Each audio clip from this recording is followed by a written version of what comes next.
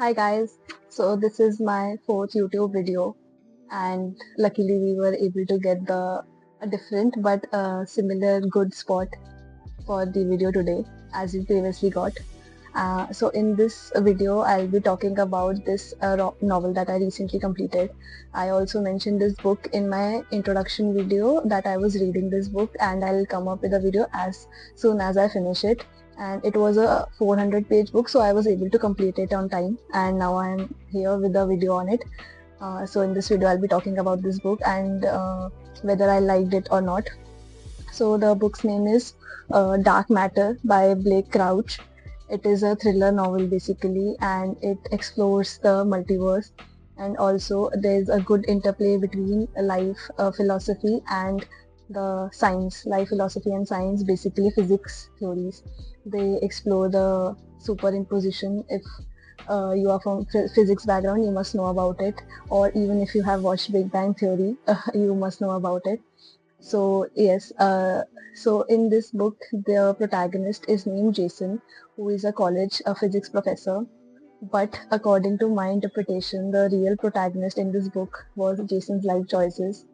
The author very nicely takes us around the wonder that Jason has about his life choices, whether he made the correct choices or not. I will not be telling you much so that to spoil this book for you, but I'll just go around the gist and what I liked about this book so that you can read yourself. So this is the special thing about books, that whoever reads it finds his or her own interpretation of it.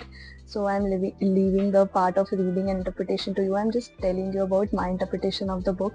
So I found the book nicely written. It is not the best in the market, but it is still a well written book, and it was worthwhile my time.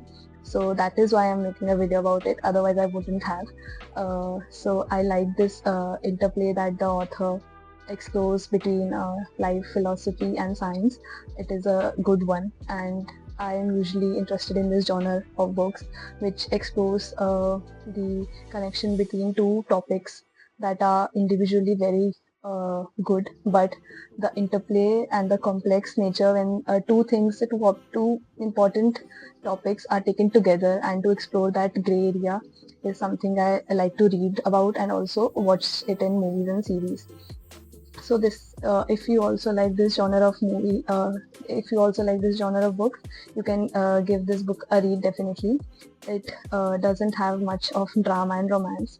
It does have some of it, but that is also used as a means to an end. To uh, the romance is used as a means to show the life choices part only, that how a life choice made with conviction is easy to live with. So this is also the lesson I took away from this book, as I try to take away from every movie I see or every book I read, that I try to take some lesson out from it, so that makes my time watching or reading it worthwhile. And this lesson I took from this book, that whatever choices we are making, the big dilemmas that we face in our life, we should decide whatever we choose with conviction in our heart and in our mind also. So since we have to live with the consequences of our choice our entire life, we must have conviction while making those choices. It is really important, and it is okay to wonder some days that whether you made the right choice or not, whether you would have been better off if you have made the other choice. It is completely fine, but if we ever get to meet the other versions of ourselves who chose differently, we will realize that how much they also want to they also wonder how they would have ended up if they have made the choice that we made. That is the book, something that this book explores, since Jason gets to meet his other versions, and we might not really get to meet our other versions unlike Jason, but still we need to understand that given the situation, we always make good choices. We always make good and according to the situation choices. So yes, we must make them with conviction, and it becomes a little easy to live with their consequences also. So yes, that is what I felt while I was reading this book. If you found this video informative, or I influence you in some way to read this book, then do let me know in the comments, and do like, share and subscribe for more such videos. because I'll be coming with more of them. I'll come with videos about the books I've read in the past and will be reading in the future. So yeah, guys, stay tuned. And I'll be putting up some of my favorite excerpts from the book in this video. And uh, these are the lines that I found really nice, really nicely written in this book.